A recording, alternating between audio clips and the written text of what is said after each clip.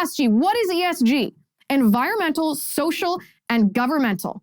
You remember what ESG is? This is the stuff of the Great Reset.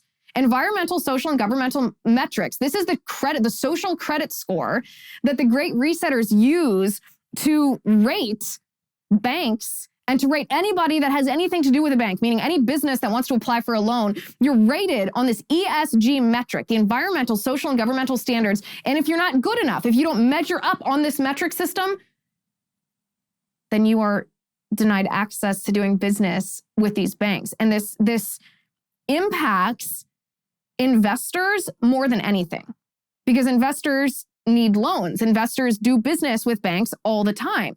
So I'm going to read this tweet again. He goes, last fall, I was one of the first journalists to document how climate activists had effectively reduced private and public investment in oil and gas production through a propaganda effort called ESG. The Great Resetters have struck again.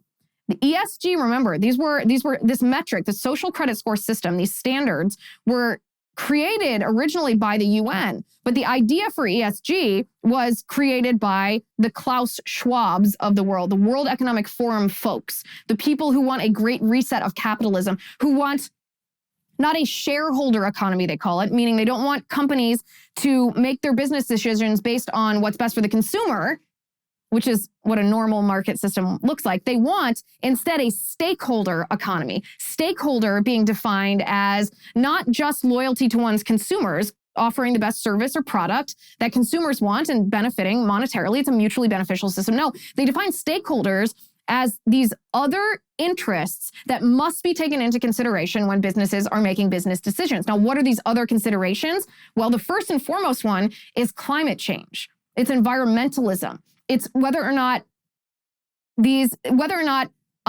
energy, meaning renewable energy or fossil fuel use, is being done by these big companies.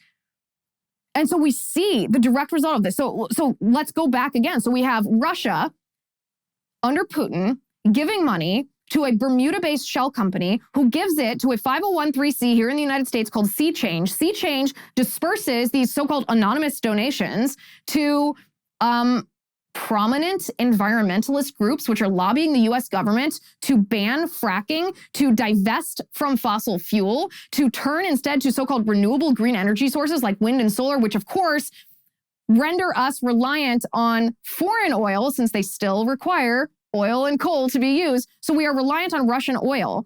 And the reason that this lobbying has been so successful is because it's not just commercials. It's not just public discourse in the debate sense. It's not just a Republican and a Democrat, a climate change crier and a climate change realist debating in the court of public opinion. No, this is also happening behind the scenes. These lobbyists are making a difference because in these big banking institutions, they're lobbying in favor of ESG metrics, ESG standards, environmental and social and governmental standards as it relates or as defined by the Great Reset's idea of a stakeholder economy.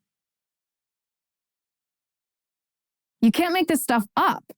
So what we're seeing right now, Vladimir Putin invading Ukraine, this is a result of the Great Reset wokesters crying climate change, accusing President Trump of colluding with Russia when they actually allowed Russia to influence our domestic policy through these phony shell corporations that empowered Russia to have leverage over energy and therefore attack Ukraine without fear of criticism or reprisal.